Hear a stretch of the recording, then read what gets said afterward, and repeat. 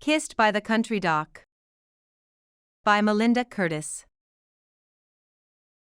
Prologue.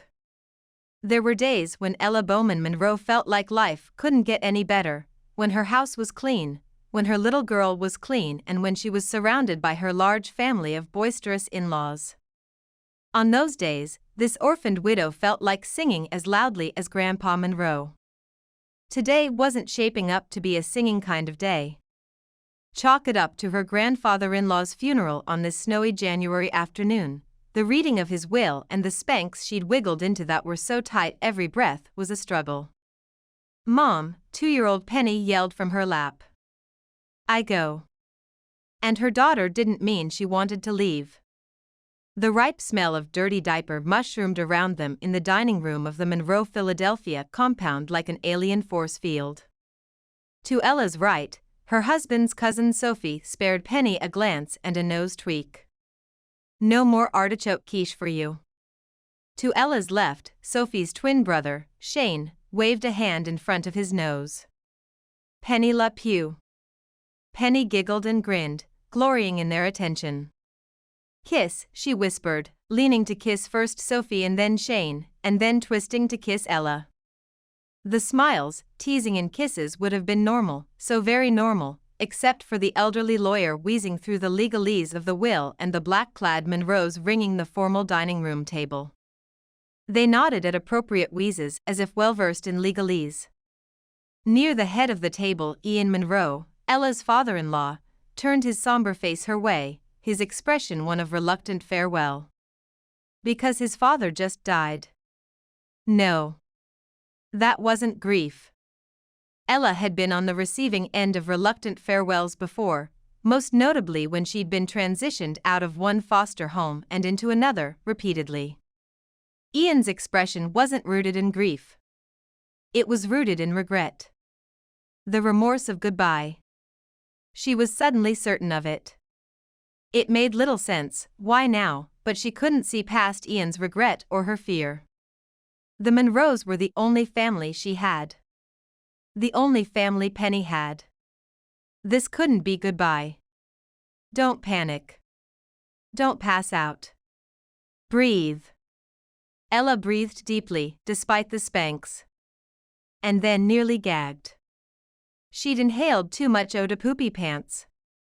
Thankfully, the elderly lawyer with the rasping voice finished reading the first part of Grandpa Harlan's will and signaled a break.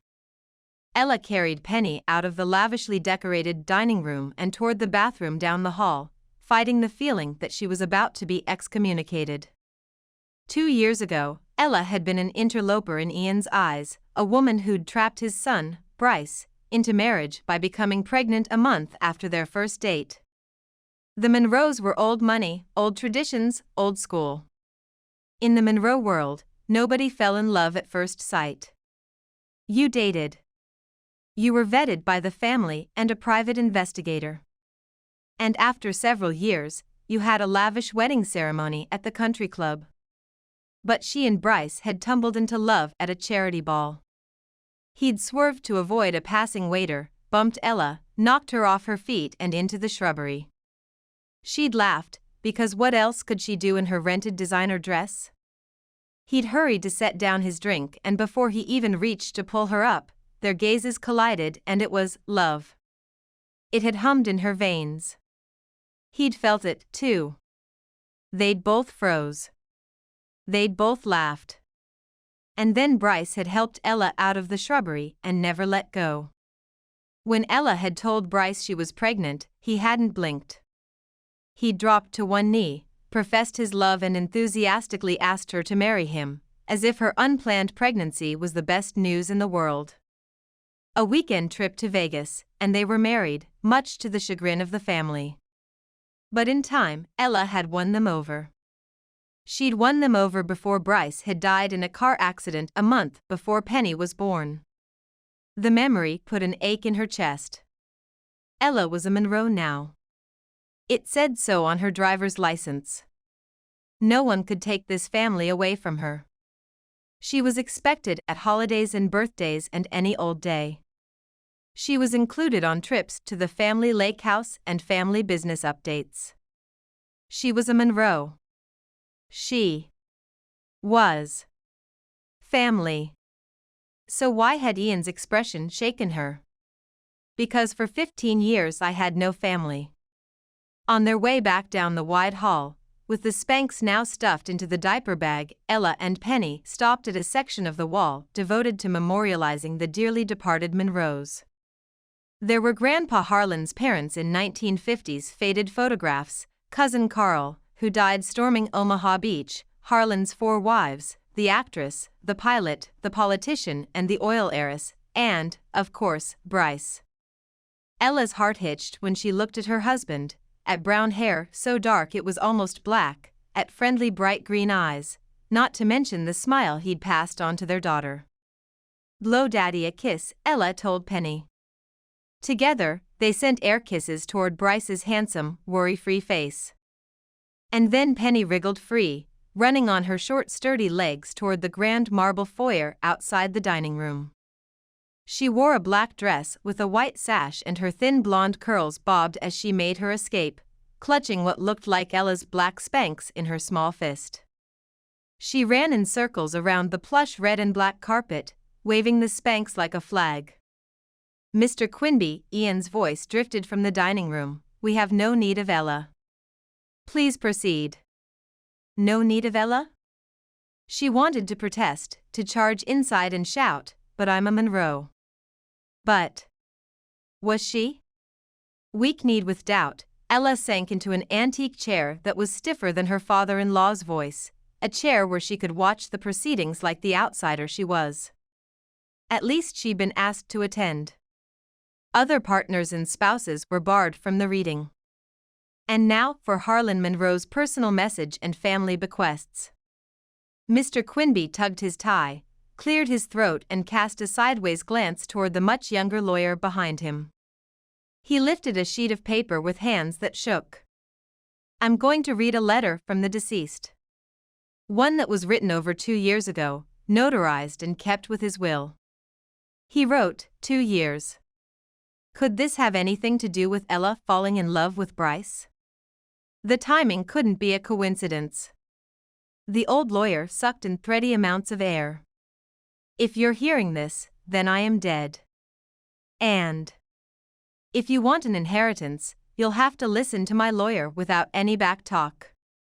Mr. Quinby did a quick visual survey of his audience. He was anxious for good reason. The Monroes were an expressive, explosive bunch. But this time, there were no outbursts, no questions, no challenges. Or, as Grandpa Harlan put it, no back talk. The old lawyer heaved a sigh of relief and resumed his oratory.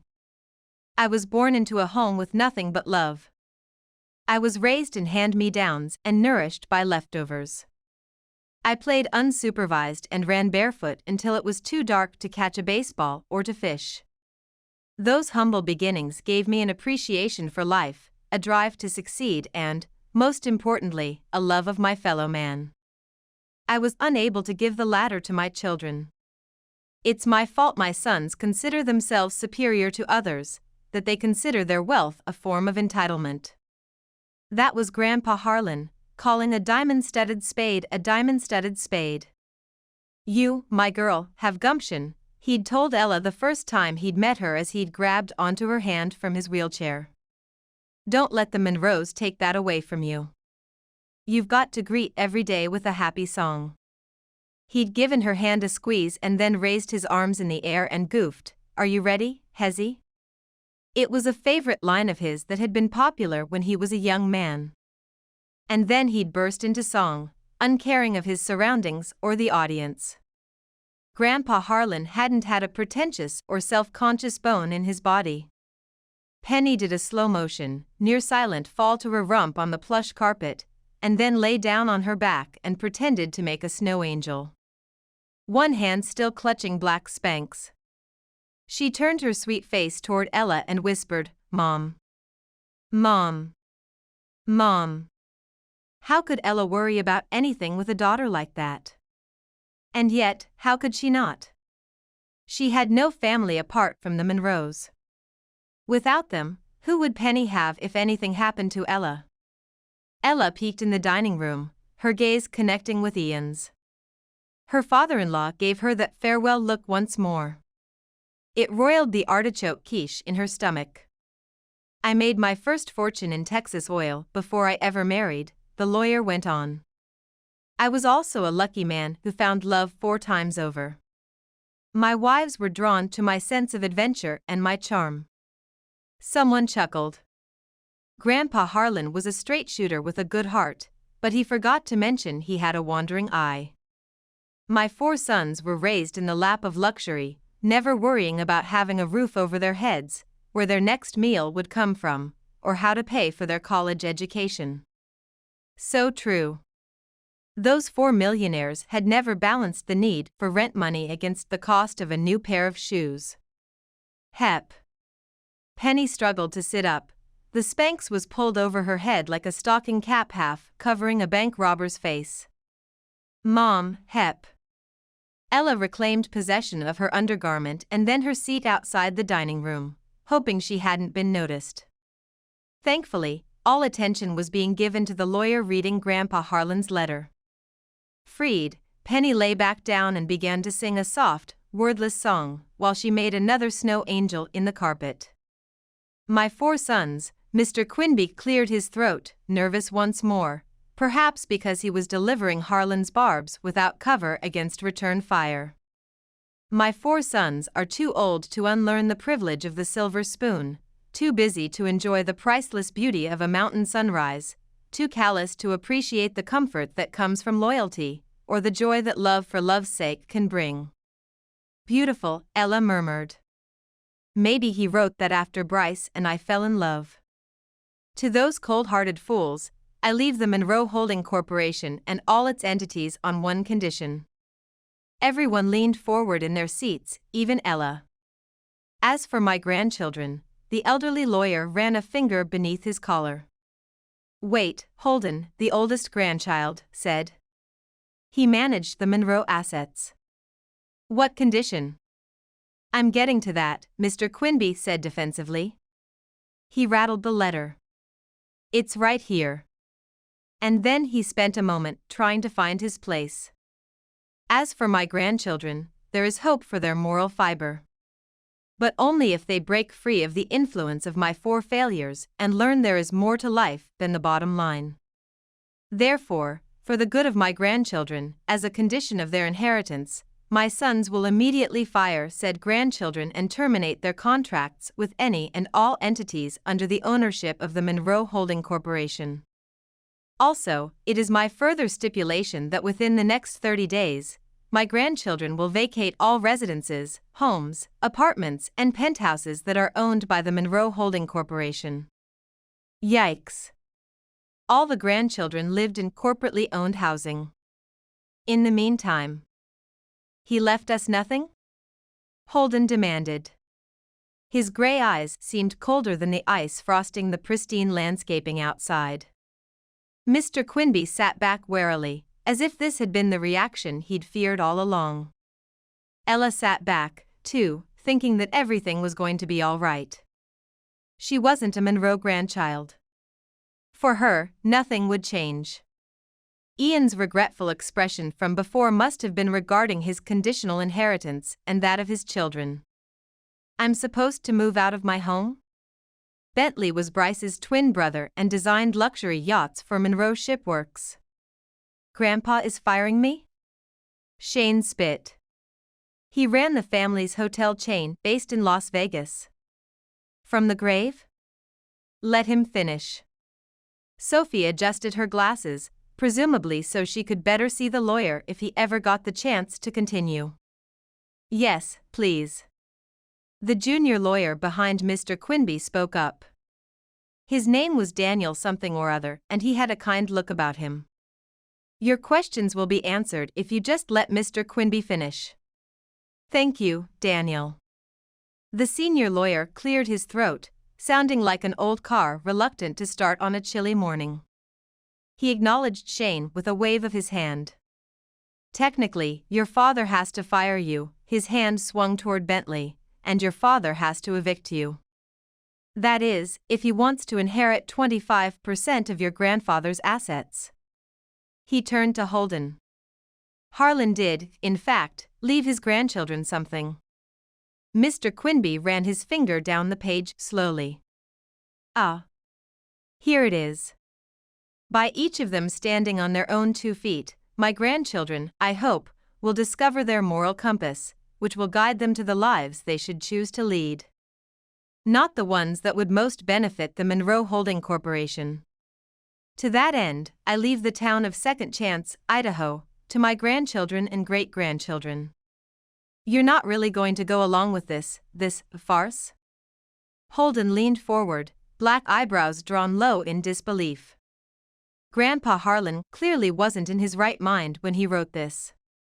Several pairs of eyes swung toward Ian and his 3 brothers. Chairs creaked. Ella held her breath, worried for her husband's siblings and cousins. Not because of the fortune they weren't getting, but because their fathers might choose money over family. Ella didn't blame Bryce's cousins and siblings for being upset.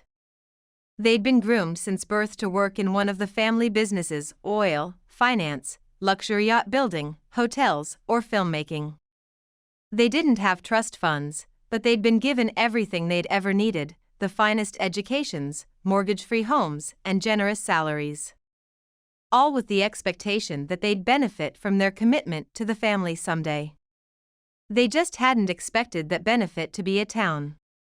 Ella's glance swung to Penny and then back to the others in the dining room. All the while, she was wondering, who inherits a town? For that matter, who owned a town to begin with? Harlan's lawyer wasn't finished yet. Quinby cleared his gravelly throat. Again, I'd like to repeat to Harlan's 4 sons that their inheritance is contingent upon the condition being met. Meaning mass layoffs and evictions for their children. No one in the dining room moved. No one seemed to breathe. Ella had been shuttled from foster home to foster home for many reasons. She'd never been moved along so someone could fatten their bank account. The thought was crushing. Dad? Shane asked in a low voice. Don't say you're considering this. That letter won't hold up in a court of law. Daniel, the younger lawyer, jumped up.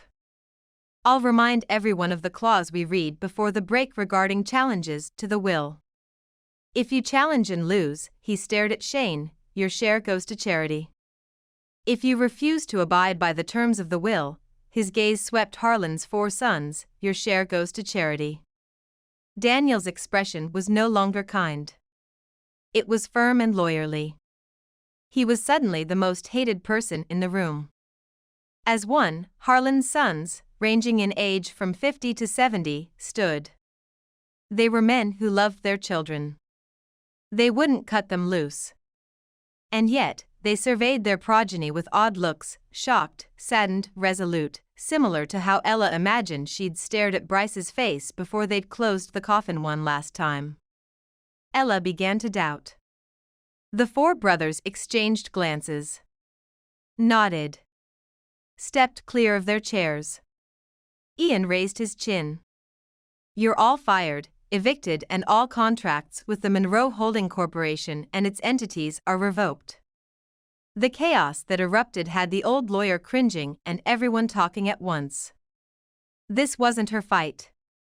Ella scooped up her daughter and then immediately retreated to their small house at the rear of the family compound, where she put Penny down for a nap, checked the weather report to see how much snow was expected, and did a quick inventory of her refrigerator and pantry to make sure she had enough food to last the storm.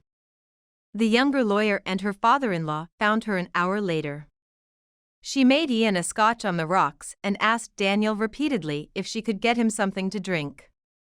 He refused every time. Daniel was probably a good lawyer. He had a calm voice and a placating manner that softened the blow of his words. Mrs. Monroe, the stipulations of the will apply to you, as well. Ella sat down on the arm of her sofa. Hard.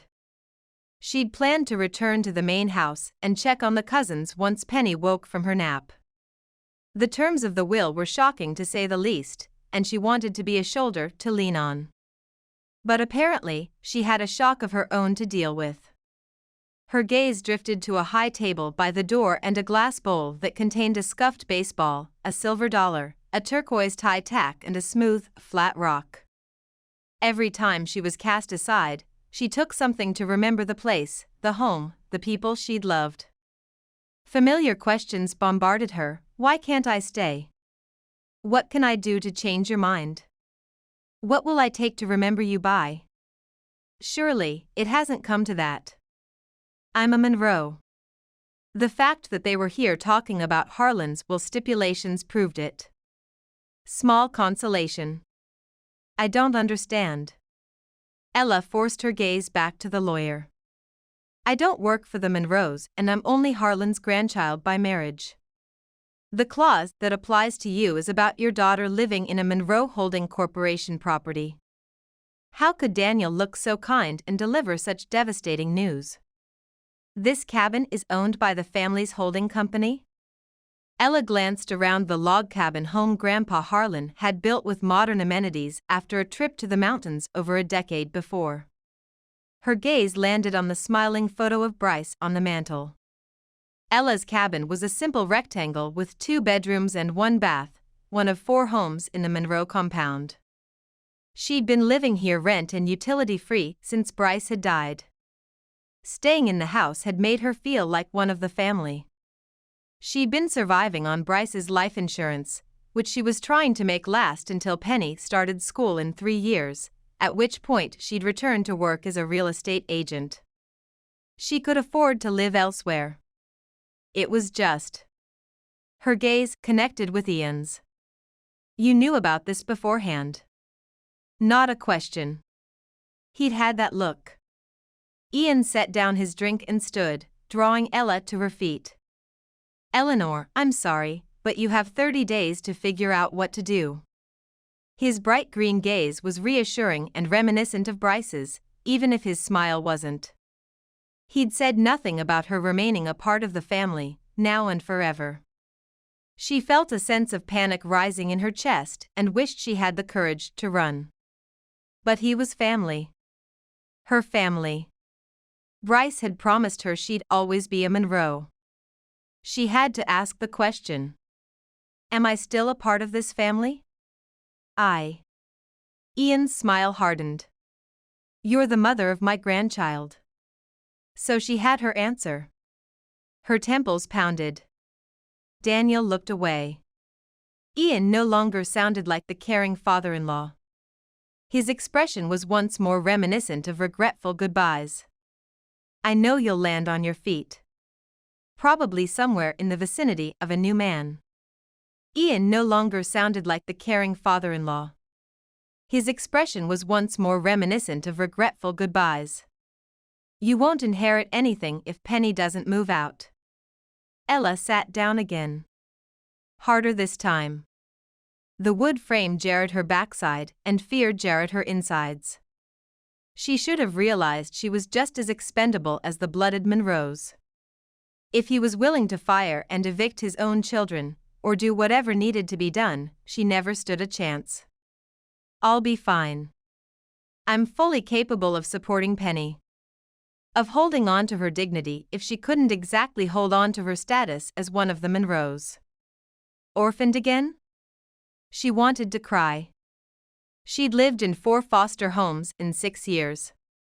When she'd married Bryce, she'd thought she'd never lose a family again. She'd invested herself in the Monroes, let herself love and trust. And now this. Someone knocked on the door.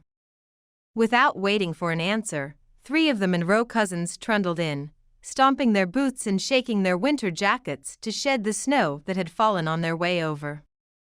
Sophie pushed her glasses up her nose and scowled at the lawyer. Has he told you the details regarding our property? Ella had been about to offer them food and drink, but... Our property? The town in Idaho? 2,000 mostly undeveloped acres in the middle of nowhere. Sophie's twin, Shane, filled in Ella. Their branch of the family had light brown hair and dark brown eyes. 50 or so structures, mostly built before the 1950s. Some of which are leased, Laurel added, distracted by Ella's gray knit poncho hanging by the door. The Hollywood Monroes had bright red hair and blue eyes. Laurel had been a costume designer at Monroe Studios in Hollywood up until an hour ago. She held the poncho up to the light, inspecting the stitches.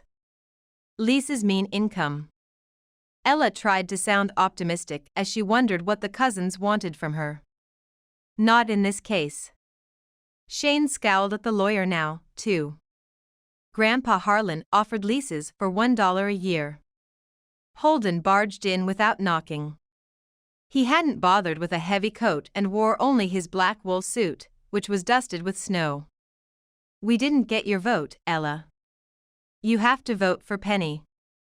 Oh, for the love of, Sophie shook her head. She's a single mom, like me. She's not going to support you. Part of a town is better than nothing. Laurel turned away from the poncho. Isn't that right, Ella? Everything was coming at Ella at a dizzying pace. Everyone was looking at her to follow their lead. Let Ella make up her own mind. Holden stood with his hands on his hips and fixed Ella with a firm, obey me stare. He was cut from the same cloth as Ian and his brothers. I've got 6 votes for challenging the will. If you vote with me, the tide will turn, and the others will realize there's power in solidarity. Ignore him. Shane moved to stand next to Ella. At the very least, we can divide the town into parcels and sell to buyers interested in luxury ranchettes. Jonah and Cam are with us on this. Is there a market for that near this town? Ella's dusty real estate savvy reawakened with a yawn. You can't sell the town until 1 year after the anniversary of your grandfather's death, Daniel pointed out, like a referee who'd sneaked up behind you during a big game to blow his whistle. Why would Eleanor go to Idaho? Ian put his hand on the door handle and stared at Ella as if she didn't deserve to go with the other Monroes. The real Monroes. Ella's vision tunneled.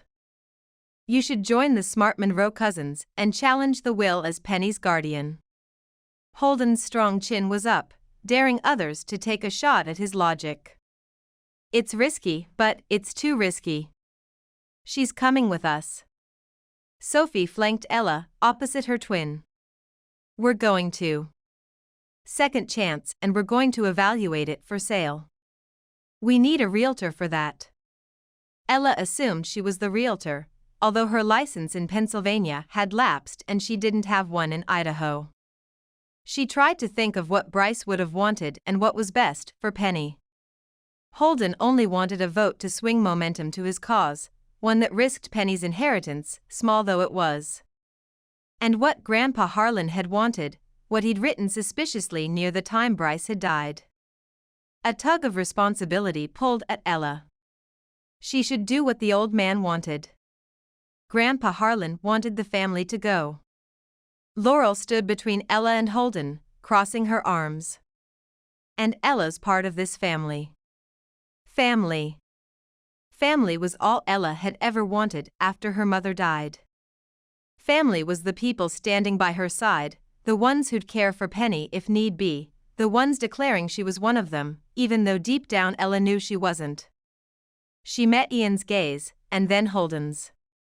I've made my decision. She was siding with family. Chapter 1. Snow draped the Sawtooth Mountain Range, carpeted the Coulter Valley and frosted the Salmon River like a blue-tinged Christmas card. And more snow was coming. Second-chance residents, like Dr. Noah Bishop, knew it. This was the calm before the next storm. It was there in the biting, building wind at dawn, and at midday, when the sky was heavy with gray clouds that descended below the mountaintops. Trudging through the drifts from his home office to the Bent Nickel Diner, the taste of snow punched the air and clung to Noah's lungs like icicles to a metal roof. This time last year, he'd been operating on the shoulder of a football league's MVP. His one patient today had complained of an ingrown toenail. Oh, how the mighty has tumbled from his pedestal. Noah's inner voice hadn't adjusted to life in the mountains as a country doctor. He slogged his way around the side of the inn to the cleared sidewalk. Farther down, the parking stalls in front of the grocery store and gas station were empty. The old, white-steepled church, the boxy schoolhouse, the brick mercantile and log cabin fur trading post stood above the road, windows dark and empty. The buildings and a dozen or so smaller cabins made up the heart of the roadside town located where two narrow highways met in the Idaho high country. The rest of the residents were spread out around the bends of the Salmon River. A snowplow rumbled by from the south and turned at the fork to the west, a last-ditch effort by the state to keep the roads open as long as possible. Heads whipped around when Noah entered the bent nickel, all faces of citizens of Second Chance who hadn't gone south for the winter. Town residents were jumpy. There was more than a storm coming. The Monroes were coming. Folks had seen the announcements in the media about Harlan Monroe's death. He'd owned the town, lock, stock and barrel. According to those in the know, it was only a matter of time before some of his heirs showed up. The locals had made a pool as to what was going to go down. The Clark sisters from the Bucking Bull Ranch sunk $20 on the Monroes, sending a real estate agent to evaluate the place. Mitch Kincaid, mayor and innkeeper, put in $10 toward at least two Monroes showing up expecting a 5-star hotel. Eli Garland, the homeschooling coordinator for the county, put his money on the Monroes not showing up until summer. Mackenzie and Ivy, who ran the grocery and diner respectively, plunked 10 apiece on the Monroes arriving in a stretch limo. Their bet inspired Roy Stout, the town handyman, to wager they'd pull up in a Hummer, because how else was anyone supposed to get up to Second Chance in January without 4-wheel drive? Noah was among the residents who hadn't bet. Luck hadn't been kind to him lately. "I'm making French fries and milkshakes for the kids," Ivy called to Noah from the diner's kitchen. She pampered the town's handful of children and encouraged Eli to hold home study sessions in the diner. "Can I get you anything, Doc?" "No, thanks." Ivy served food that could only be classified as fuel. Unlike the fancy meals Noah had enjoyed in New York, there were no culinary delights to be had on any of her plates. But the coffee was strong and cheap, and the price of hanging out for a few hours was a mere armload of firewood for the fireplace, which meant it was the warmest building in Second Chance. Noah set his logs on the woodpile and then began to shed layers: parka, knit cap, muffler.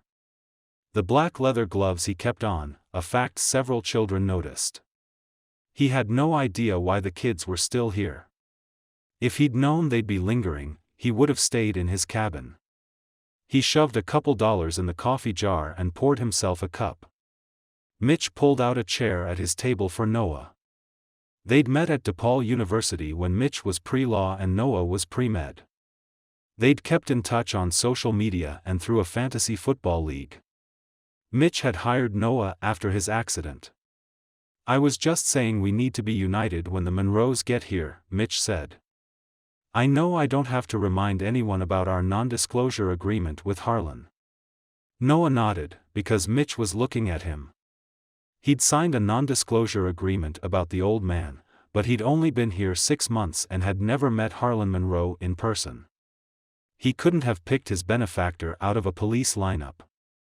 Unlike other residents who'd sold their property to the millionaire and might have been privy to something important about the old man, Noah had no secrets to divulge. "Moving forward," Mitch went on, "it'll help if we negotiate as one entity. Ideally, we keep our low leases. Worst case, we buy back our places for less than we sold them to Harlan. In either case, don't make this easy on them. We don't want Harlan's heirs thinking this is the next Idaho town to be developed for Hollywood vacation homes." There were worried head nods of approval and agreement. Nobody wanted Second Chance real estate to skyrocket or for it to become a soulless haven for celebrities. Noah didn't nod. He sat. Unlike the other residents, the small home Noah lived in was rent-free. It was a stipulation of his contract as the town doctor. Granted, it wasn't where he thought he'd be, but if he couldn't be an orthopedic surgeon to sports superstars, it was better to be a nobody from nowhere. Aptly put, his snarky inner voice whispered. You ready for a blizzard, Doc? Roy sat at the next table over, facing the highway. He wore stained blue coveralls over a pair of yellowed long johns. His wiry, nubby elbows rested on the white formica tabletop. A fringe of peppery hair was visible beneath his blue ball cap. Noah shrugged. Will it really be any worse than the storms we've already had? Yep. Roy chuckled, revealing his gap-toothed smile. More snow. More wind. More freezing temperatures. More boredom. Noah squashed that thought. He wasn't here for the intellectual challenge or the thrill of new, emergency limb-saving techniques. He wasn't here for experimental procedures or medical accolades. He wasn't even here for a research sabbatical. He'd accepted Mitch's invitation to become the town doctor because he could no longer be the surgeon who could perform miracles. Storm after storm after storm, Roy murmured happily. I love winter. Up here, winter lasted 6 months or more. Mitch straightened, running a hand through his dark hair. There's a car pulling in. Mackenzie, who owned the grocery store and garage, moved to the front window along with Roy. Maybe they're just passing through and need a bathroom. Or something to eat. Ivy was craning her neck, trying to see over the cook's counter. That's no car. Roy slapped his skinny thigh. It's one of those humdingers. A long black Hummer parked in front of the diner. It's the Monroes. Heedless of his audience on the other side of the window, Roy pointed and raised his voice. I knew it.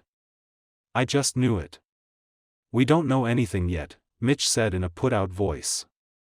A man in his 30s opened the diner's door for the carload. He had wavy brown hair in a neatly styled haircut and was inappropriately dressed for the mountains, slacks, leather loafers, a light winter jacket. No cap. No gloves. A case of frostbite in the making. Noah hid a smile behind a sip of his coffee. A woman hurried inside. Bright red hair. Pale complexion. Black leather jacket over a black tunic sweater, black leggings, and black boots. Something about her seemed familiar. She spotted the restroom sign and hurried toward it. Carsick. Whether they were the Monroes or not, they were providing Noah with some much-needed entertainment. Another woman scurried in.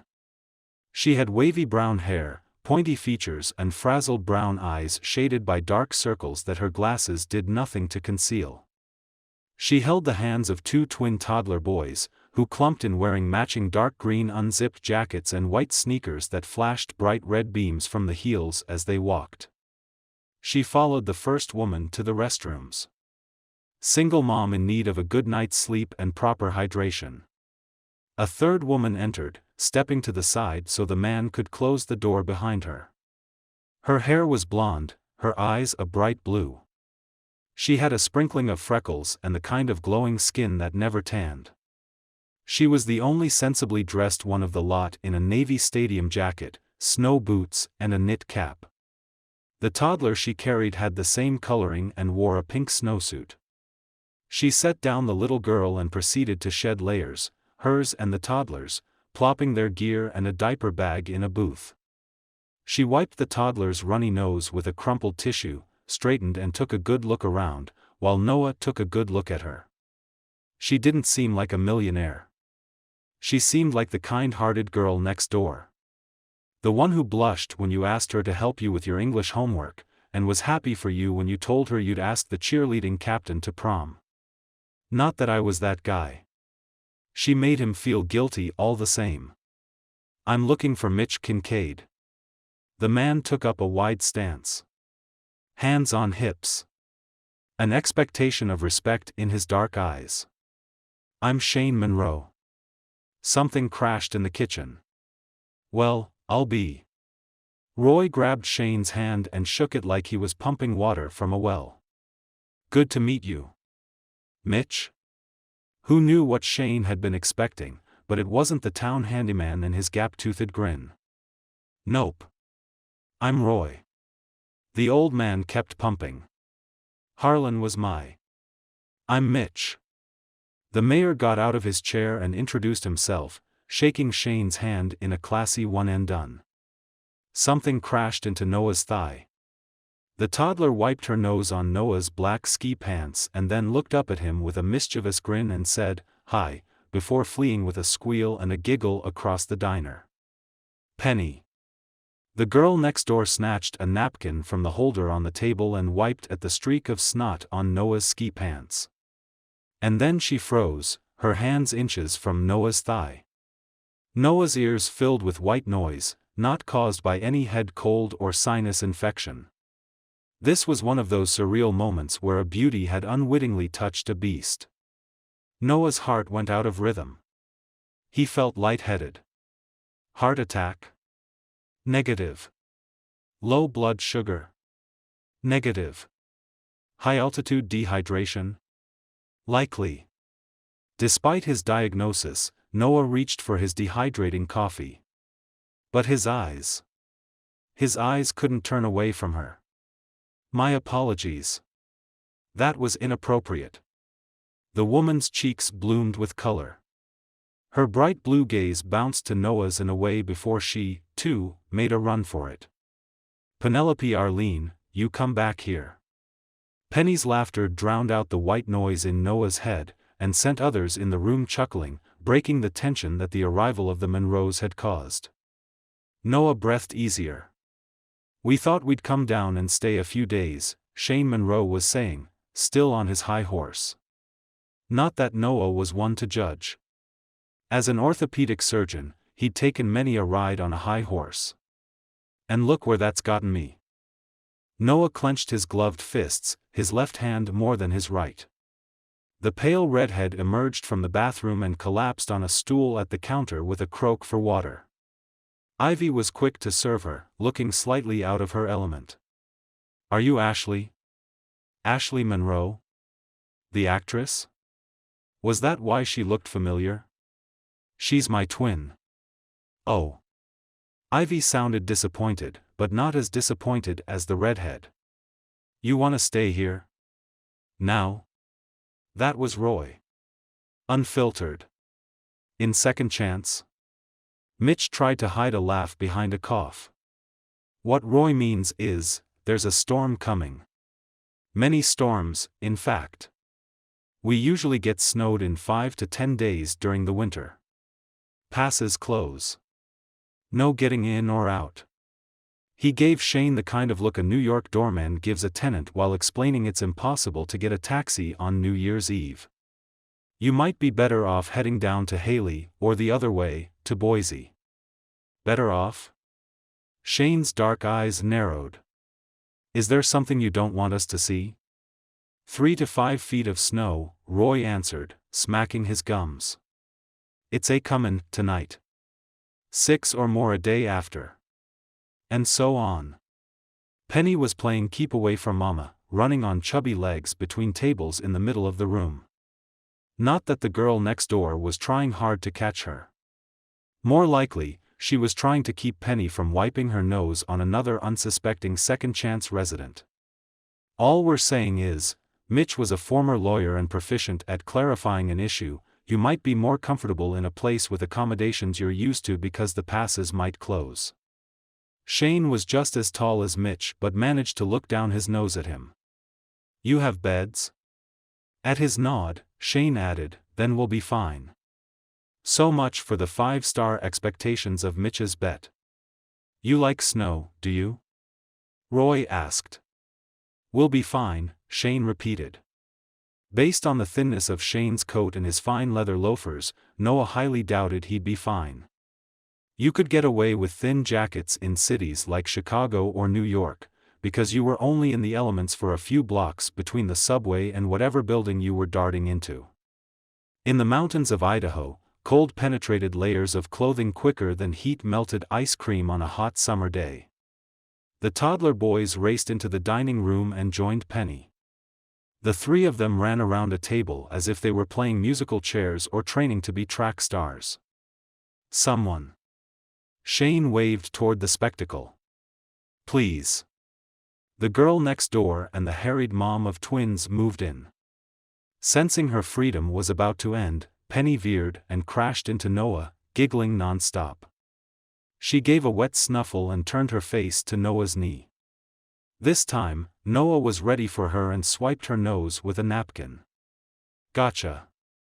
She looked up at him, aghast, lower lip trembling. Come here, Penny.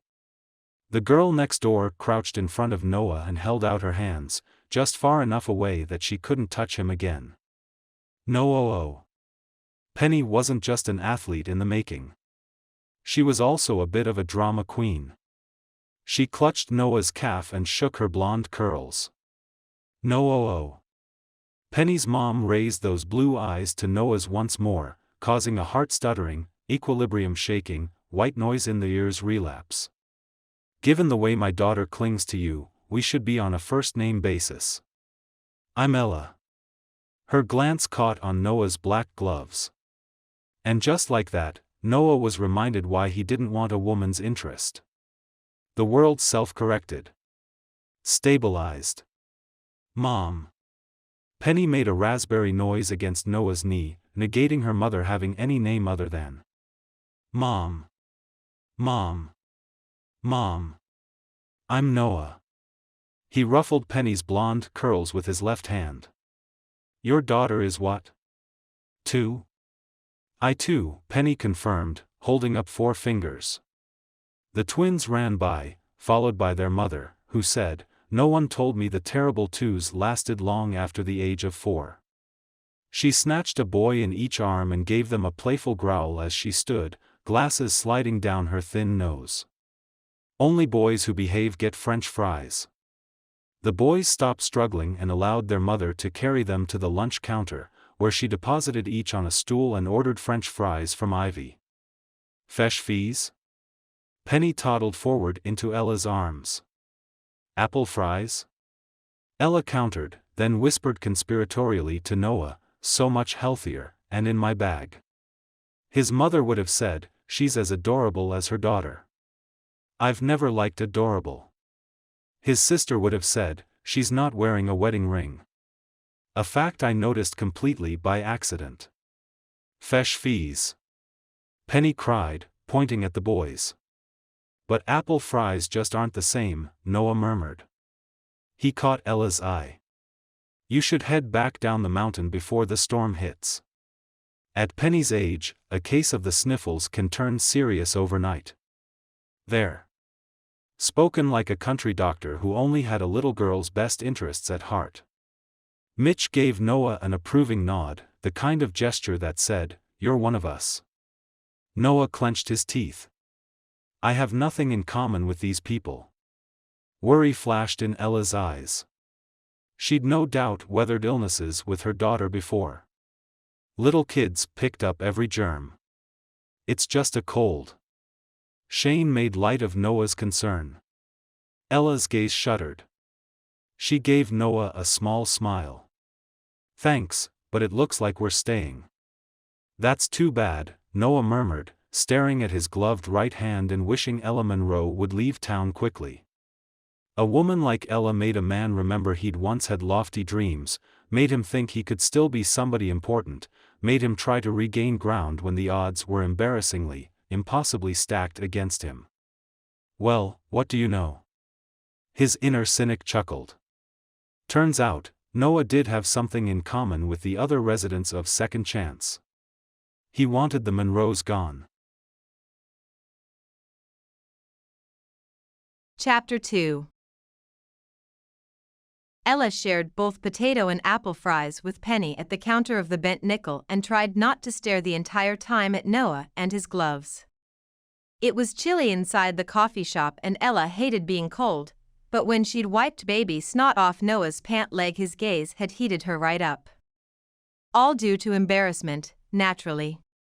She sneaked a glance at Noah, testing her embarrassment theory. His black hair was long and pushed back from his face, brushing his collar in loose waves.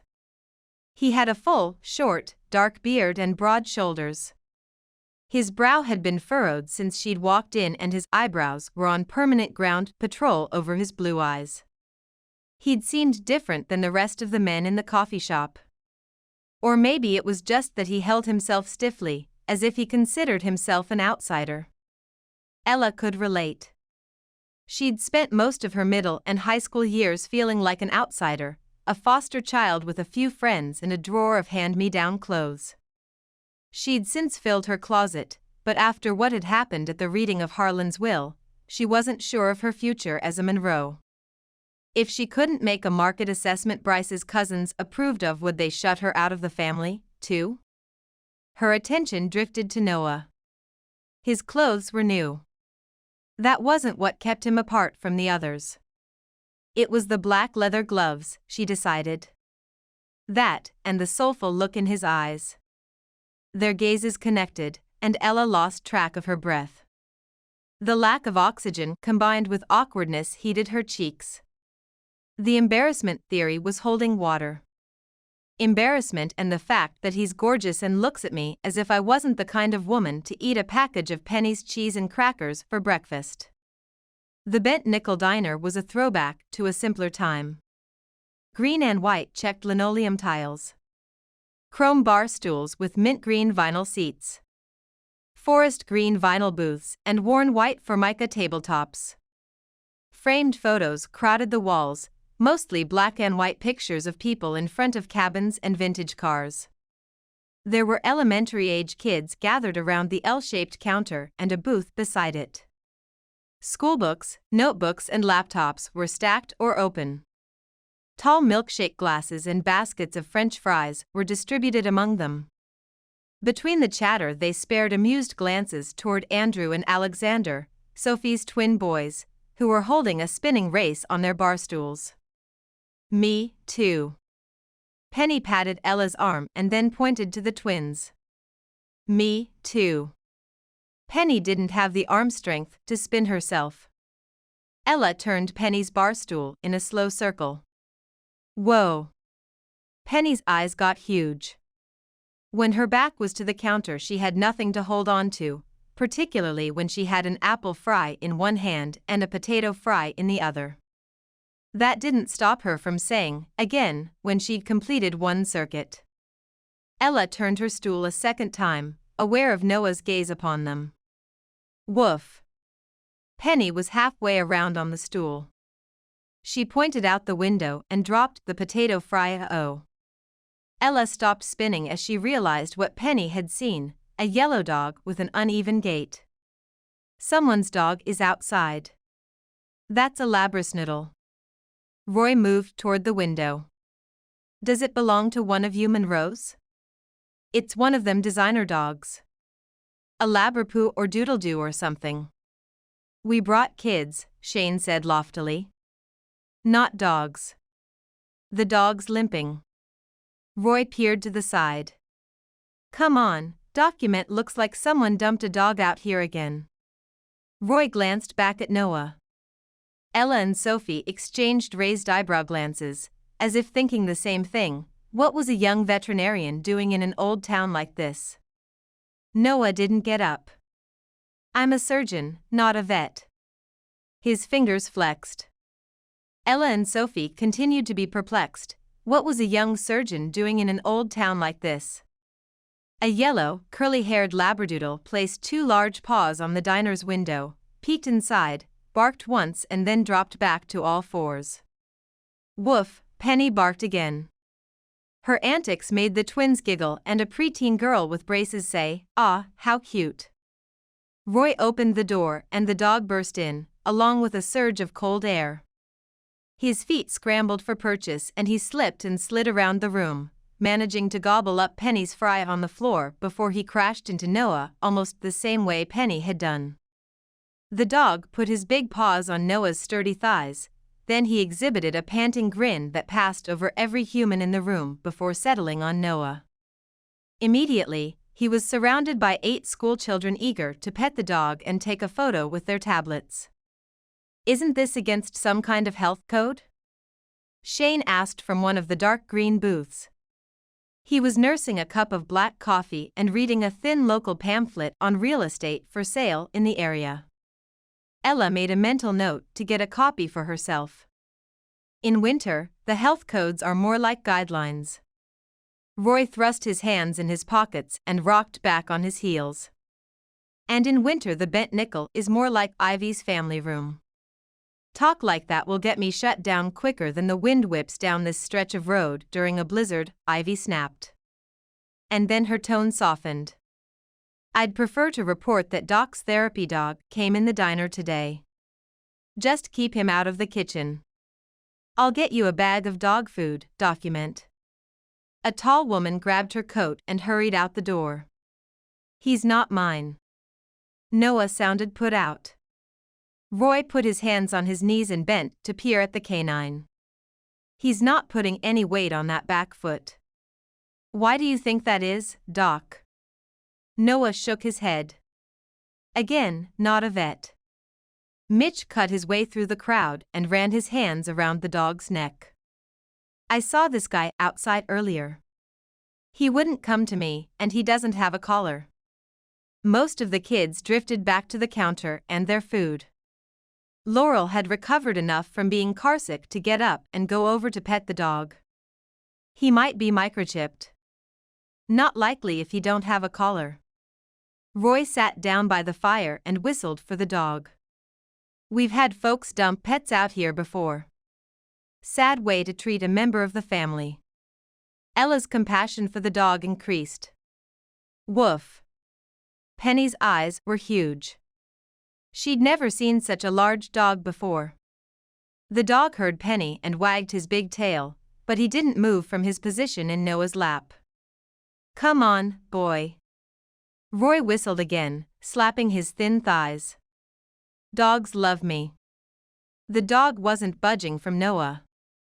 Maybe he's deaf, Roy said brightly. He had the kind of attitude that nothing could bring down, not even a blizzard. The dog turned his head to smile at Roy. He's made up his mind. Roy stood.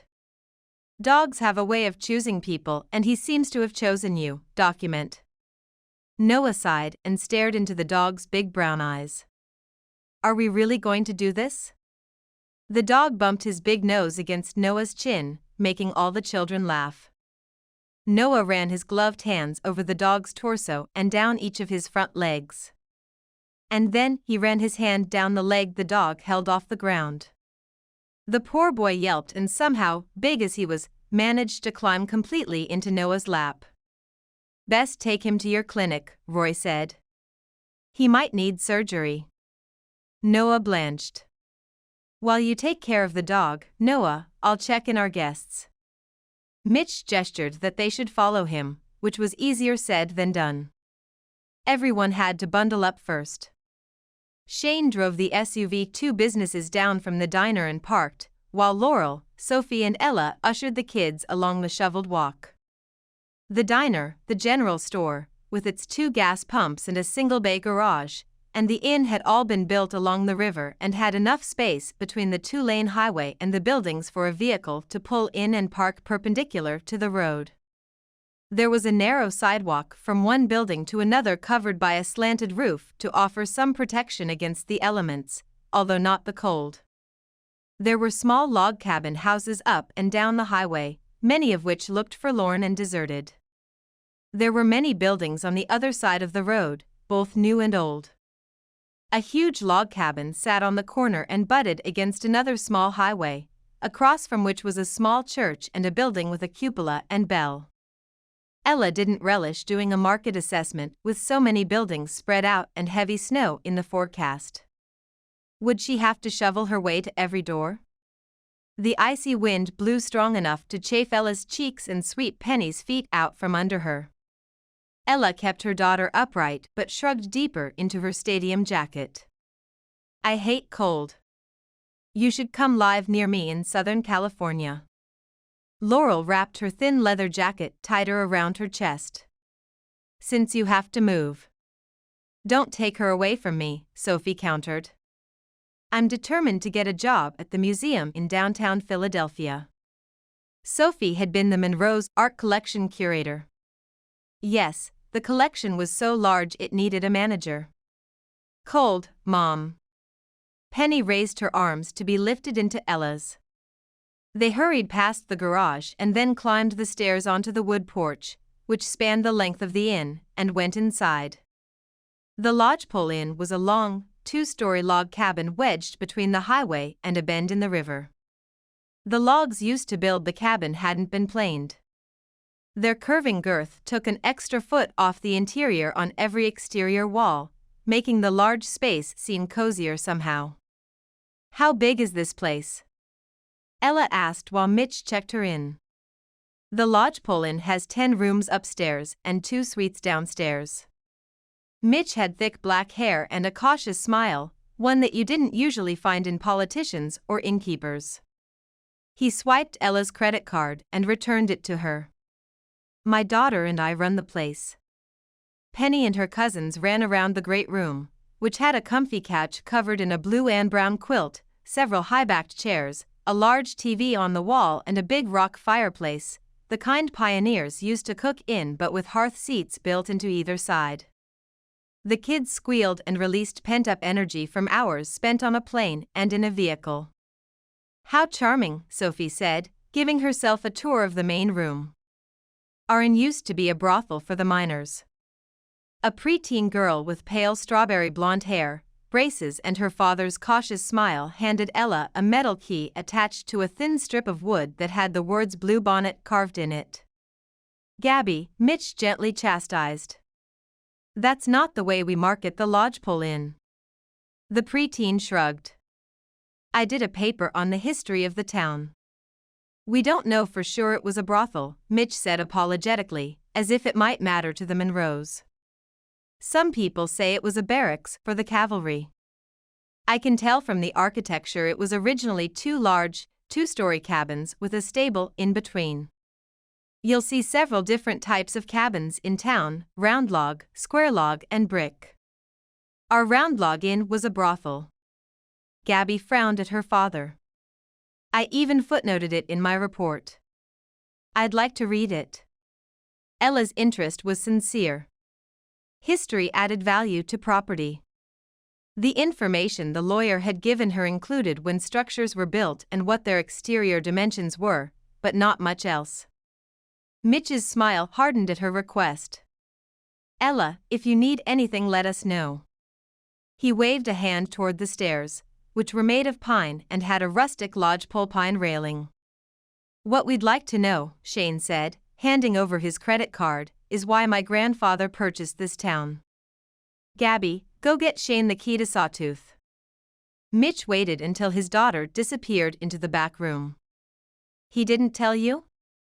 Shane shook his head. "I don't know," Mitch said, not entirely believably.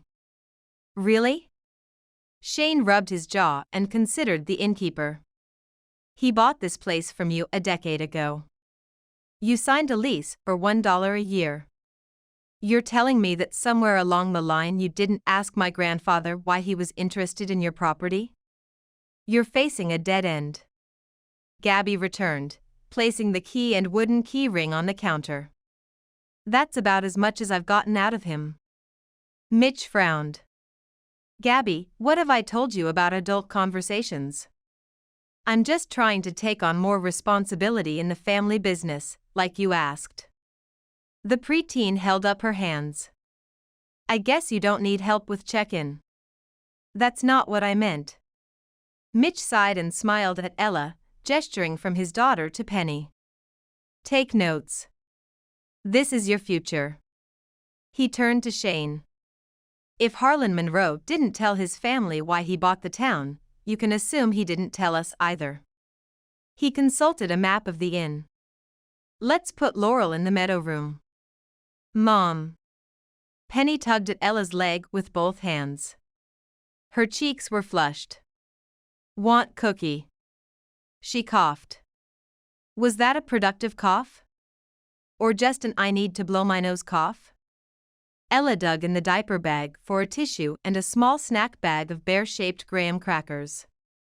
"In case you need anything to wash that cookie down with, there's a kitchenette around the corner with a small fridge, a microwave and a sink, Mitch said, using the interruption to gloss over Shane's dig for information. Help yourself to coffee or water. I can store things in the refrigerator? Ella thought about cheese sticks, milk and yogurt. Is there a freezer? For ice cream. No, sorry. Mitch seemed genuinely apologetic. This is really fine work. Laurel fingered the blue and brown quilt on the couch. Who made this? Odette. Gabby bounded from behind the desk to the living room. She's super old. Gabby. That's what she says, Gabby countered, defending herself with a put-upon huff. She lives down the road. She tried to teach me how to knit and sew, but I'm kind of a lost cause. Meaning the knitting needles weren't as interesting as a video game, Mitch murmured half under his breath. I was just a kid when she tried to teach me before, Gabby said. Are you really Ashley Monroe's twin? You look just like her. Laurel nodded, smiling weakly as if her stomach was still upset. It was a burden to look exactly like her famous sister. You were 11 when she tried to teach you, Mitch said. And you're still a kid. Dad. Don't mind him. His bark is worse than his bite. Gabby executed a disparaging eye roll to the ceiling before her glance landed on Laurel's nearby feet. I love your boots. I got them at a vintage store in Hollywood. Laurel traced the quilt pattern with her finger. I'd love to meet Odette.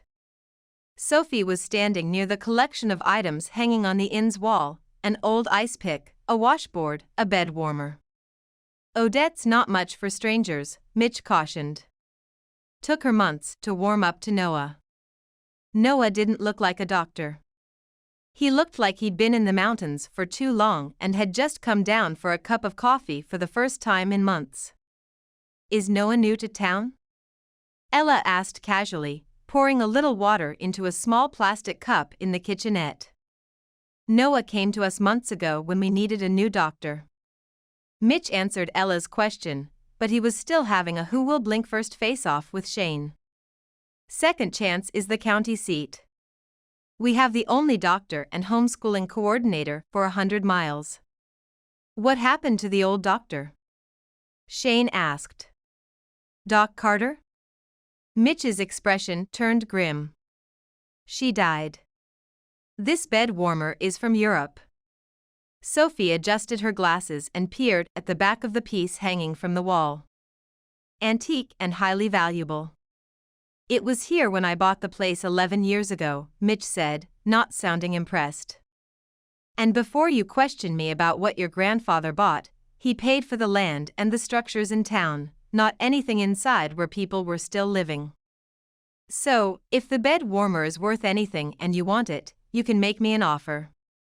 That answers the question about why you sold this place to my grandfather. Shane pulled the keys to the SUV from his pocket. Money. Shane, Sophie chastised. Ella wanted to second Sophie's reprimand, but she wasn't sure it would be well received now that her place in the family seemed to be in doubt. What about properties where people weren't living? Laurel looked thoughtful. And where businesses had gone under. There are a couple of vacant-looking buildings around here. There were more than a couple. If it's vacant or the business went under, everything in it is yours. Mitch didn't seem happy to admit that. Next. He waved Sophie to the desk. His daughter glanced from her father to Shane, but said nothing. After everyone was checked in, Laurel watched the kids while Shane, Sophie and Ella unloaded the luggage from the Hummer. It wasn't yet dinner time, but the sky was darkening and the temperature was dropping noticeably. Be careful what you say to Mitch, Shane cautioned when they were outside. I don't trust him. Is that your testosterone talking, brother dear? Sophie slung cartoon-decorated backpacks over each shoulder. That's my business sense talking, sister dear. Shane scowled, an expression that might have been amplified by the sudden gust of biting wind. He's defending his territory. Ella wrestled Laurel's huge, heavy suitcase to the ground, narrowly missing her toes. Laurel had also brought a large garment bag full to the seams. Wow! Did all costume designers pack for every contingency? People get uncomfortable when there's uncertainty about their home. It was the wrong thing to say. Shane's scowl deepened. Remember you're a Monroe, Ella? Sure, she thought, for now. But these past few days, she hadn't been proud of it. Chapter 3. Noah trudged through the deepening snow to his cabin carrying a bag of dog food. The limping dog trailed behind him. A dog. One everyone thought was cute. And no one else would take him? Because he was lame? It figured. Noah was reminded of his father's history of perfection. Every event in Noah's life that fell short of his standards was met with a pronouncement of the man's greatness. You came in fourth in the relay race? My friends and I were state champs. That's your SAT math score. My math mark was 70 points higher than that on my first try. His father had the highest expectations. He'd have taken one look at the laboring dog and contacted the closest animal rescue facility. The joke's on you, Dad. The truth was, the dog wouldn't go with anyone else. Darn dog didn't know he'd made the wrong choice. Don't expect much, Noah told the dog when he reached the porch, because he'd been trained to have a polite bedside manner, even when he was in a foul mood.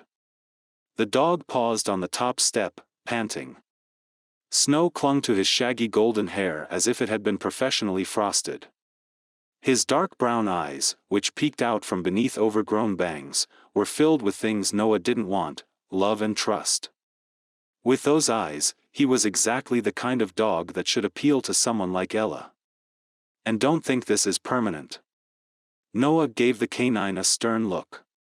It's just until you're back on your feet. He sighed, put his key in the lock and opened the door. And now I'm talking to a dog. Which, on second thought, might be an improvement. He'd been talking to himself since he'd gotten here. He hurried inside, closed the door quickly behind them and just as hastily hung up his outerwear on hooks: knit cap, scarf, jacket. The dog sat at his feet, leg thrust out at an awkward angle. Did you forget we had an appointment, Doc? Noah jumped in the midst of removing his gloves. He quickly tugged them back in place and turned toward the corner, where the exam room was located. I thought I locked the door. You did. A wiry old woman wearing a yellow knit cap over her coarse gray hair sat on the exam room table, partially hidden by a privacy screen. I know where the spare key is. Why don't I know where the spare key is? Noah's pulse rate peaked, then began its descent into normal. Thankfully, the important stuff, the medicines and equipment, was locked in cabinets. He doubted there was a spare key to those, but he made a mental note to ask Mitch about keys regardless. Odette, you don't have an appointment today. Or any day, for that matter. The dog hobbled over and sniffed Odette's feet, which were covered in red and blue hand-knit socks. Odette patted the dog on the head. Doc, dying patients need daily appointments. You're not dying. She was just old and in need of some company. Go back to your arts and crafts. She harumphed, and then muttered, arts and crafts, as if he'd referred to her quilting and knitting in a derogatory manner. Which in hindsight, he might have. Her continued presence was getting on his nerves. His neighbor came by so often, she didn't comment on his gloves anymore. The dog sat at the base of the table and wagged his tail, more than willing to accept a visitor. Why couldn't Noah have rescued a territorial guard dog? Doc Carter knew I was dying. Odette huffed, thin shoulders slumping. She was nice to me. Noah stalked over to the exam area, and grabbed the blood pressure cuff and his stethoscope. The canine panted and wagged his fluffy tail as if to say, you have to be nice to her, too, because she's old and alone. He scowled at the dog. I'm paid to keep second chance residents healthy. Kindness is extra. The dog stopped panting, closed his mouth and stared at Noah in disbelief. Noah shrugged and said to the dog, "Don't look at me like that. Kindness never healed anybody." Aha! Odette fairly crowed with satisfaction. "You agree I'm down to my last days?" "No. I was talking to a dog because the isolation of second chance is getting to me." That admission wouldn't go over well. He wrapped the cuff around Odette's arm with difficulty, relying on his left hand to pull it snug. He had to hand pump the unit, because every piece of medical equipment in the cabin was at least 10 years old and behind in technological advances. He still had to use an oral thermometer to take a patient's temperature. Odette went rigid, held her breath and leaned away from the cuff. "My brother always told me getting old was a chore. Don't tense up or we'll have to do this again. I'll just look at your therapy dog." Staring down, Odette visibly relaxed. Noah felt her forehead, not hot, then relieved the pressure on the valve and watched the gauge fall. "He has such sweet eyes. What's his name?" "Dog." Noah removed the armband and picked up his stethoscope, instructing her to breathe deeply as he listened to her lungs. He checked her skin for elasticity. "Your blood pressure is normal. Your lungs are clear. You're hydrated." He retrieved her file from a drawer and dutifully logged the date, her numbers, and his assessment, normal. Why did she insist she was on death's door? Are you having hurtful thoughts? Are you depressed? Is it hard to get up in the morning? No, no, and no. Odette. He gave the old woman his most serious expression, the one he used to use when he told sports stars they had to agree to an intense post-surgery therapy regime if they wanted him to operate. "I think you'll live another day." Odette fell back on the exam table as if this was the worst news ever. "How can you say that?" "Because you have no history of any disease and you walked over here through 2 feet of snow, not to mention you ascended an incline. His was the highest cabin on this stretch of road. If you were dying, the dog would have found you buried in a drift, not in here." He took hold of Odette's shoulder and raised her to a sitting position. "Come on. I'm sure you've got a project or two waiting for you at home." "I do." She perked up, a smile revealing layers of wrinkles on her face. "I'm tackling homemaker quilt blocks today. 8 points plus 4 Y seams. It's very challenging." She slid off the end of the table and walked to the bench where she'd left her snow boots and jacket, pausing to look out the big plate glass window to the buildings on the river side of the road. "There are visitors at the inn." "Yes." He got out a towel and dried the dog off, taking his time before saying more. "The Monroes have arrived. 4 of them. In a Hummer. Roy will be happy." Odette looked far from happy. "What are they like? Why don't you go see for yourself?" "I'm busy." He picked up the paperback thriller he'd been reading for the last 2 months, sat down in his living room recliner and then glanced back at the dog. As if released from the "stay" command, the shaggy beast came over and sat next to him, putting his muzzle on the arm of the chair and staring up at Noah with worshipful, big brown eyes. "There's nothing left to worship here, big fella. You aren't busy. You're going to hold that book and then stare out at the valley like you and Roy do every day." Because there were big picture windows in the north and east corners of the cabin, Odette had an unobstructed view of Noah's front room from her small cabin to the north, as well as Roy's, which was about 50 feet south of Noah's. "Tell me about the Monroes. If you're curious, you know where to get your answers." He extended the footrest on his recliner. "Or you can use those binoculars of yours." The dog inched closer, put a paw on Noah's arm and kept moving forward, as if he'd inch his way right into Noah's lap. "Don't even think about it." Noah blocked him with an elbow. "I can't go down there with all those strangers." Odette paced with sturdy, healthy steps. Don't be such a drama queen. They're checking into the inn. Go ask Ivy or Roy their impressions if you don't want to see them. You're impossible. You and that dog. You'll both be happy just staring out the window while this old lady withers in front of your very eyes.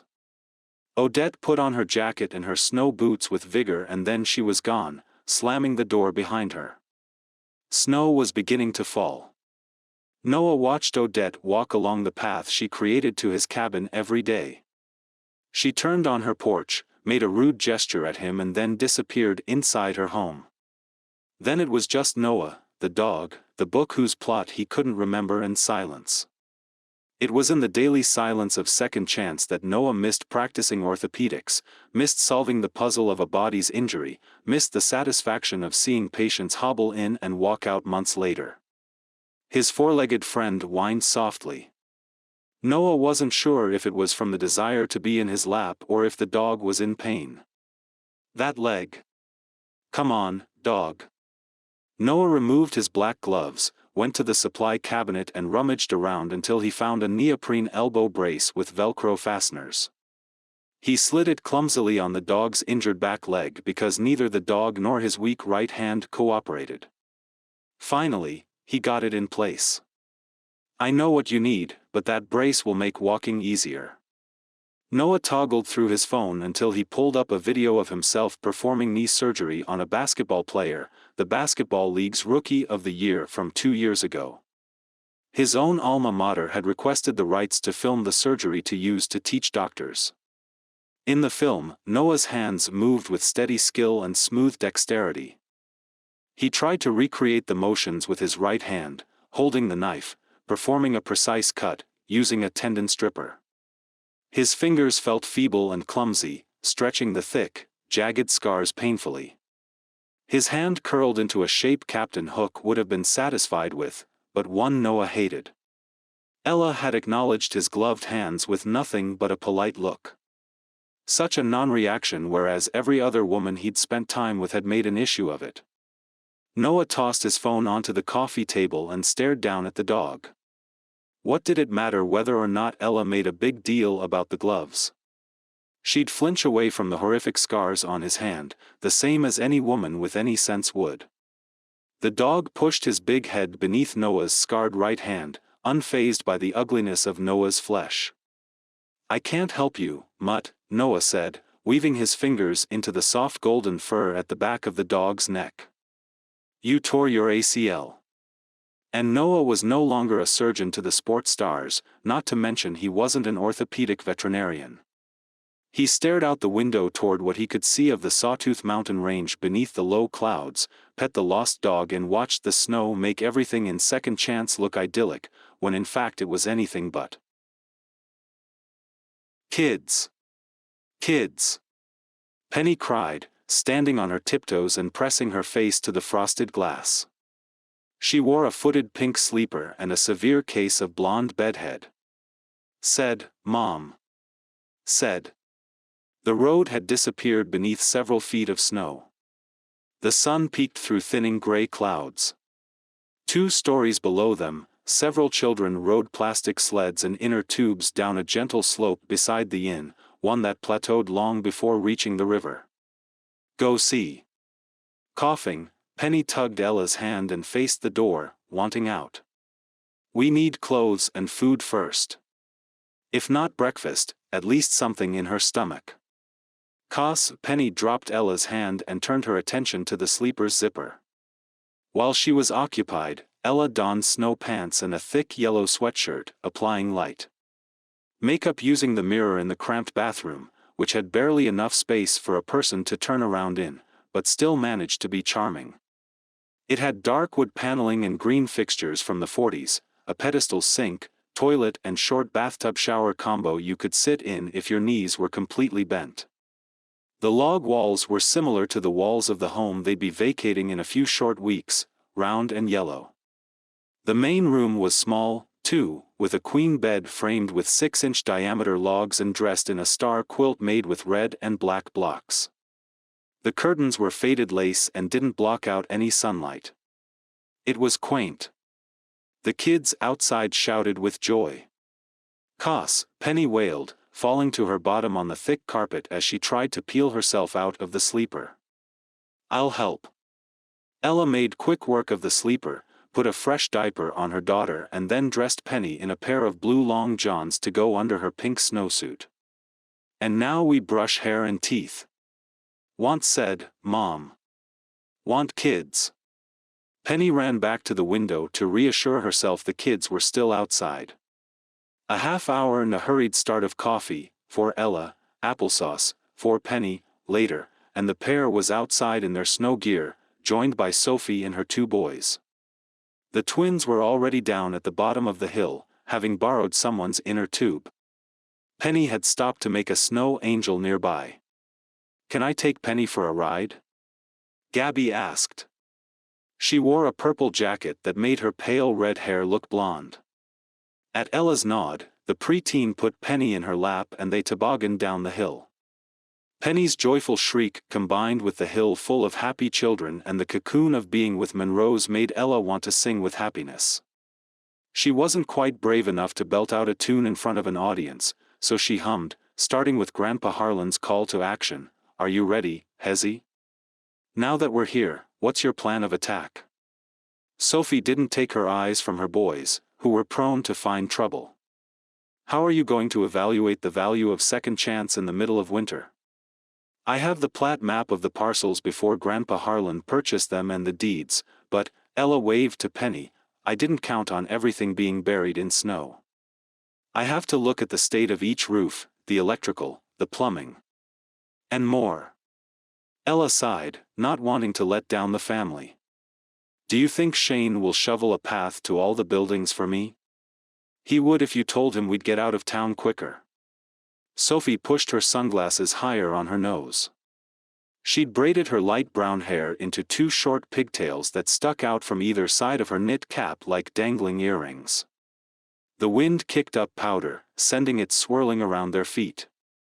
"Sophie, did you notice Grandpa Harlan wrote that letter around the time Bryce died?" "I did, but," Sophie gripped Ella's arm. "What are you thinking?" That Bryce's and my situation or the way we blindsided the family," Sophie squinted at her. "That you're the reason Grandpa Harlan had us all fired?" Ella nodded. "Just like a Monroe." Sophie hugged Ella fiercely. "Listen, Grandpa Harlan was Grandpa Harlan right up until the very end. He made sure we'd remember him forever." She released Ella, but held on to one of her hands. "You are not to blame. But it still stinks. It's times like these, when I'm unemployed and about to be homeless, that I wonder if I made the right decision getting a divorce." "You did." Sophie's ex-husband had been a piece of work. Ella spared her a glance. "I meant to ask how your date went last week." "What a disaster." Sophie shook her head. "The guy didn't know the difference between a Picasso and a Matisse. One of the boys swiped my lipstick out of my purse and left me a toy car instead. And my cell phone died so I couldn't even pretend to receive an emergency text from you. But, was there any chemistry between you?" Ella tucked the memory of a chemical reaction to a doctor's soulful blue eyes to the back of her mind. "Chemistry?" Sophie's bare hands fluttered in the crisp air before she stuck them back in her deep pockets. "I don't have the energy for chemistry or any of your love-at-first-sight luck. I'm just looking for someone who shares the same interests that I do." A big gray truck with a snowplow attachment on the front stopped on the road nearby. 3 boys tumbled out, dropped backpacks in the snow and raced to join their friends. The woman driving the truck waved and drove slowly on, clearing a path on the road and making a wide turn. At the crossroads to return the way she'd come. "Now there's a woman after my own heart." Sophie's cheeks were red from the cold. "She has 3 boys and she plowed a path to a sled hill to keep peace in the family. Your boys are angels." Ella stomped her feet to keep her toes warm, nearly missing Sophie's raised eyebrows. "Okay, they're angels and a caution." Gabby took Penny's hand and began the climb back to the top, dragging her blue plastic sled behind her. The twins were trying to tug the inner tube away from one another. "Alexander! Andrew!" Sophie yelled. "Share or we'll go inside." The twins tried once more to wrest the inner tube free, and then climbed up the slope together, holding it between them. Mitch mentioned something about the passes to civilization being closed. Sophie's gaze was still on her boys. What happens if someone needs the emergency room?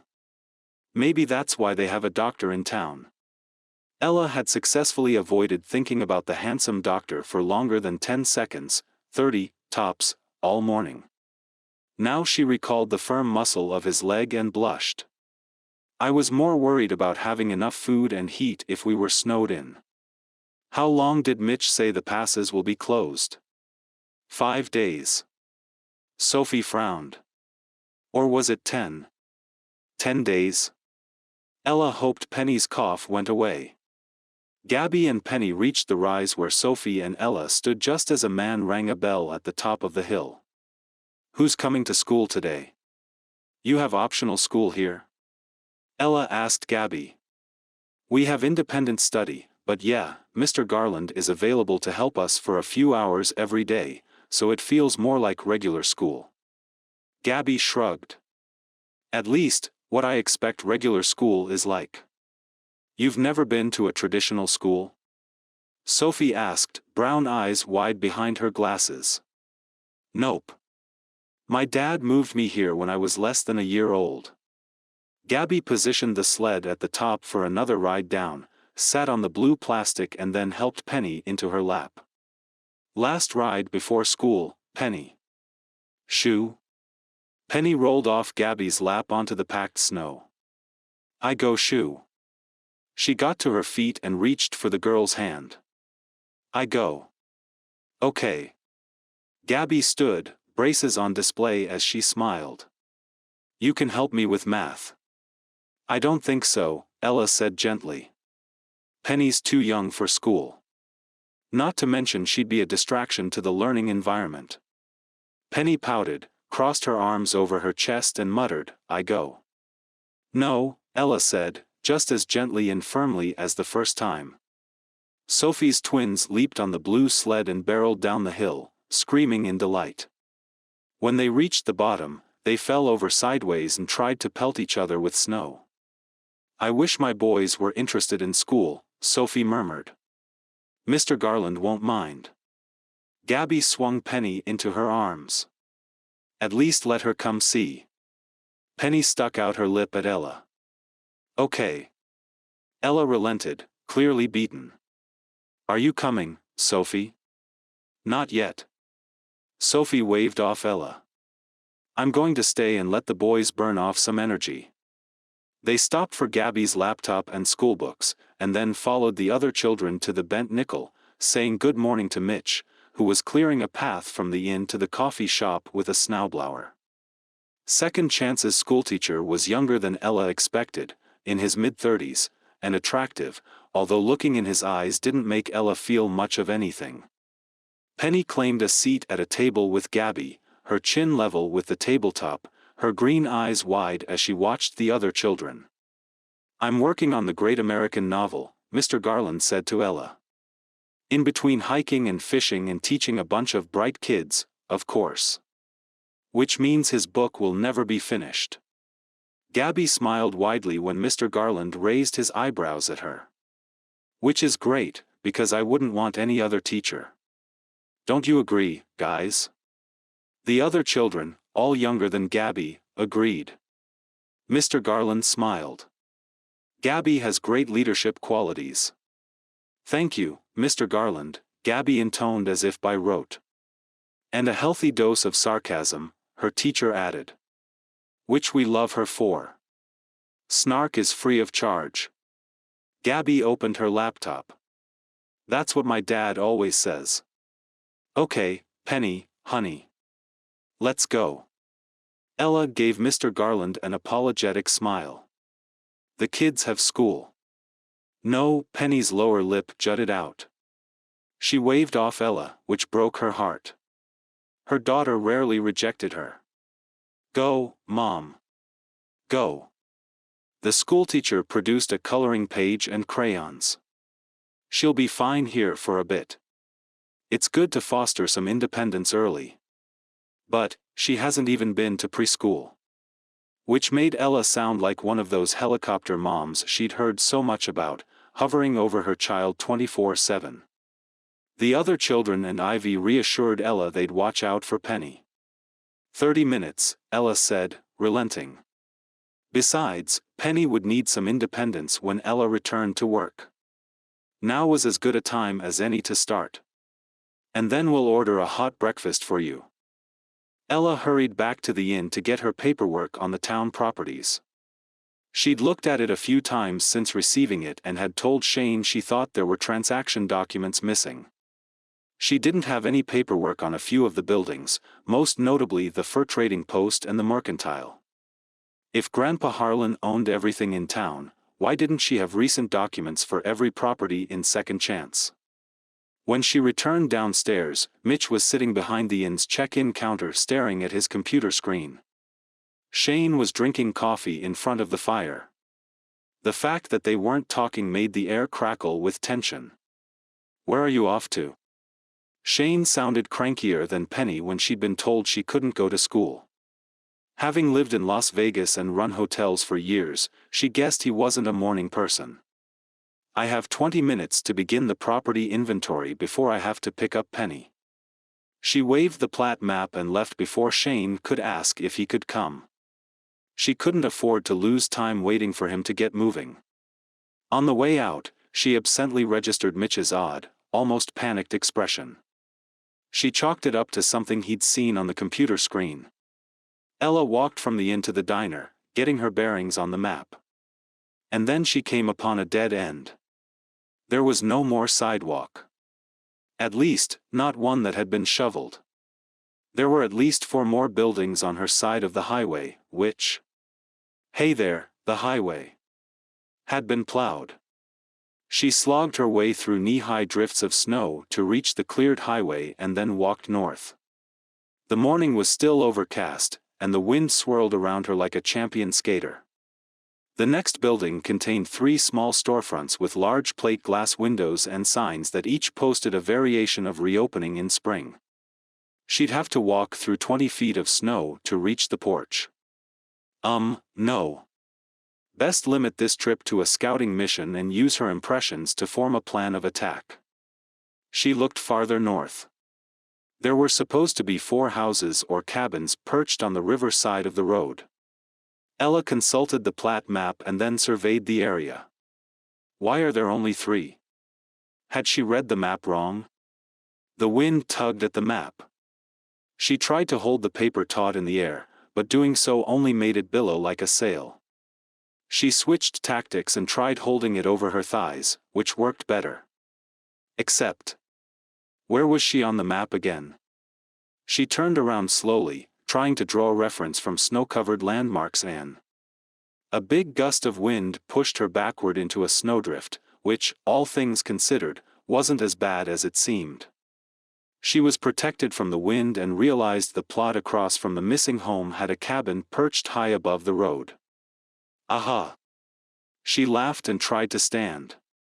Except, instead of getting to her feet, she sank deeper in the snow and then began to slide backward down the hill toward the river, her stadium coat acting like a soft-sided sled and her head cutting through nature's snow cone like a shark's fin cut through water. She didn't slide fast, but the incline was steep enough that her flailing arms and legs didn't stop her. Snow clung to the nape of her neck and pushed the knit cap off her head. She slid and slid and slid until her back connected with something solid and she came to a halt, although her heart kept beating as if she was running a race. If not for the big cold rock at her back, Ella might have plunged in the river. She could hear its throaty gurgle alarmingly close. Her knit cap and property papers were halfway up the hill.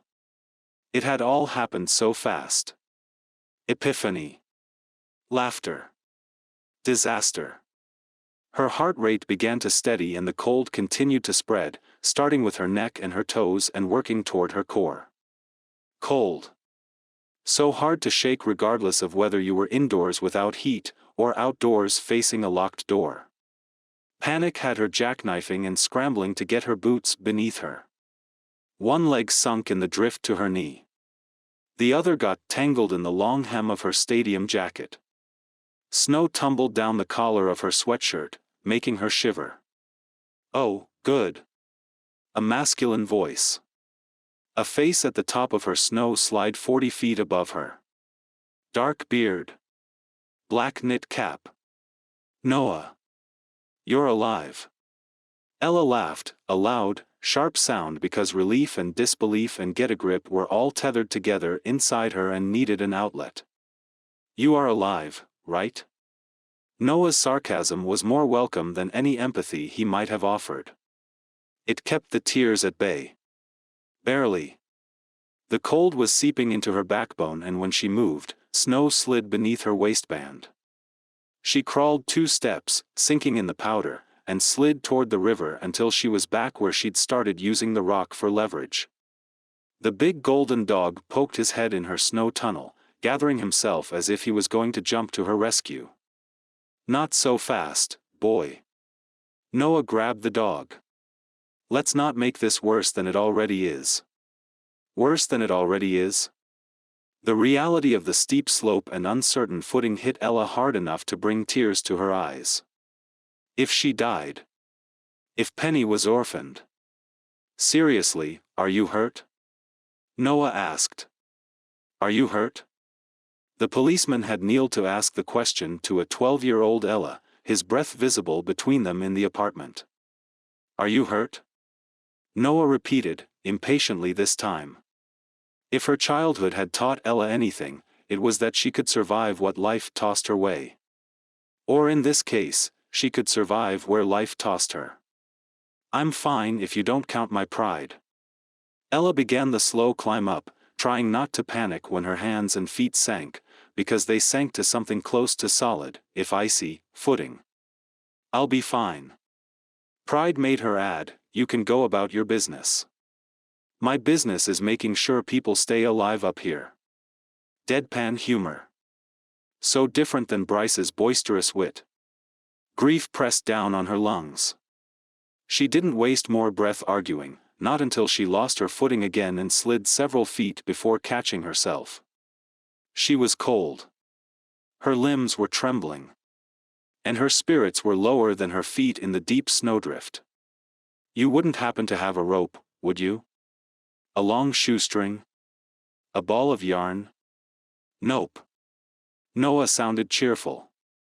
"You look like you exercise regularly. You can do this."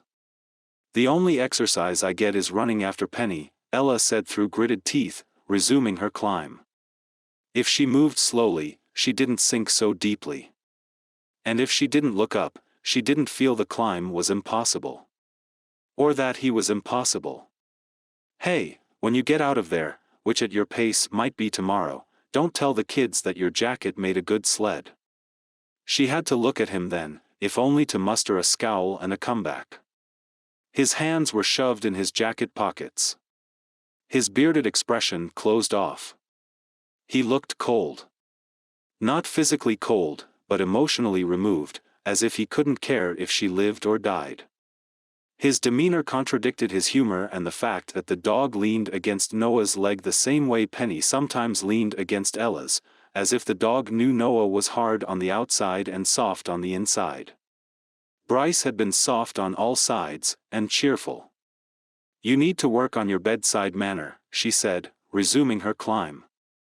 "It's bad. I mean, really bad. That's what people tell me." He paused. "But then again, you're not my patient, yet. So, it's really unfair that you're judging me. I'd play a tiny violin with my fingers, but I'm kind of busy right now." He chuckled. His laugh was as unexpectedly sexy as that soulful look in his eyes. Her feet slid out from under her and she clawed at the snow to keep from sliding back down. "Can you just not be so annoyingly sexy?" She clamped her lips together. So what?" Ella refused to answer. She reached her cap and the map and stuffed them both in her jacket, vowing to keep her mouth shut until she reached the top, a vow that lasted until she climbed within reach of his shadow and glanced up at him. Didn't there used to be a building here? Not since I've been in town. Noah bent down and extended his left hand. His grip was strong. He hauled her up as if she weighed no more than penny. I knew you could do it. You have a strange way of administering pep talks. Ella stared back down the incline and shivered. Her slide had ended a few feet from the icy water. I think I just aged 5 years. Only 5? Noah's blue eyes flashed with humor, even as they performed a perfunctory, clinical examination of her body. Why not 10? There's snow melting in my pants. She met his gaze levelly. It makes me feel alive. His mouth twitched at one corner. His eyebrows weren't drawn as low as yesterday, although the soulful slant to his eyes wasn't going anywhere. She gave the dog a friendly pat. As you can see, I'm fine. She pulled her knit cap and the plat map out of the neck of her jacket and backed up a step, prepared to turn around and seek warm shelter. Agreed. That one word, filled with innuendo, stopped her feet, started her overactive imagination, and her mouth. I was lucky you were just walking by. I saw you from my office. He pointed at the cabin high above the 2-lane highway she'd used as a place marker on the map. The snow between the cabin and the road had been pristine before her fall, but now it had a big 2-footed track in it. She gaped at him. You slid through the snow to reach me? Yep. My hero. Her heart thumped in her chest. You skidded almost as much as I did. But I was always on my feet. He scratched the dog behind his ears with his left hand. There was something about the way he held his right that gave the impression it was injured and hurting. Unlike you. I should get bonus points for sliding down backward. His lips twitched upward at both corners this time. If we call it game, set and match, I won't have to worry about you trying that stunt again. Ella could continue their banter all day. It felt that natural. And yet, it was odd. They stood staring at each other, which should have been uncomfortable. So why did Ella have the strongest urge to smile and ask him if he could use a cup of coffee? She didn't do either. Well, I've got a toddler to pick up. And a market evaluation to figure out. And I've got to return to looking out my window, waiting for the next medical emergency. Noah's gaze dropped to the dogs before returning to hers. Seems like a slow morning, other than you, I mean. Maybe I'll walk over to the Bent Nickel for some coffee instead. All that watching. You're like a fire spotter in the wilderness. Ella backed up a few steps, reluctant to break eye contact, but feeling that she needed to return to the coffee shop without him. Because. Something fluttered in her chest. Something more than attraction. Oh. She stopped in her tracks as the flutter took on meaning. It was awareness. Of a man. Who wasn't Bryce. And appreciation. Of a man. Who wasn't Bryce. Her humor clicked with his humor. And appeal. Of a man. Who wasn't Bryce. He was a reluctant rescuer of dogs and women. Well, maybe not a rescuer of women, but he had waited to make sure she was all right.